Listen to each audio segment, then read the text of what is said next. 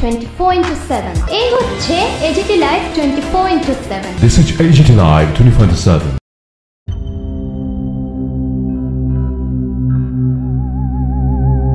5 মে রবিবার দুপুরে চান করতে গিয়ে আমবাসা কমলাছড়ার যুবক বিশাল সাংমা তলিয়ে গেল জলের নিচে।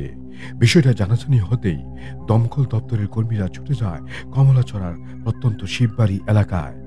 বেলা 12টা থেকে তলিয়ে যাওয়া যুবকটিকে খুঁজে পায়নি দমকল কর্মী সহ বিশেষ ট্রেনিংপ্রাপ্ত টিএসআর যুবকরাও, যারা প্রাকৃতিক দুর্যোগ মোকাবেলা স্কোয়াডের সাথে যুক্ত। বিষয়টি শোনার পর মহকুমা শাসক সঞ্জিত দেববর্মা এনডিআরএফ টিমের সাথে যোগাযোগ করেছেন।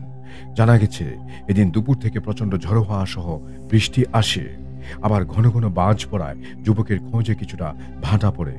সন্ধ্যের পর পুনরায় বিশেষ নৌকো নিয়ে টিএসআর যুবকদের একটি দল জলে নেমে খোঁজ চালান বিশাল সাংমার, কিন্তু পাওয়া যায়নি বিশালের দেহ। 6 মে সকাল 6:30টায় বিশালের খোঁজে বিশেষ নৌকা নিয়ে জলে নামেন এনডিআরএফ সদস্যরা। বেলা 1:30টা নাগাদ বিশালের দেহটিকে খুঁজে পায় বিশেষ দলটি। নিয়ে যাওয়া হয় জেলা হাসপাতালে। তরতাজা যুবকের অকাল মৃত্যুতে শোকের ছায়া নেমে আসে গোটা কমলাছড়া গ্রামে। Bureau report, AGT Live 24/7।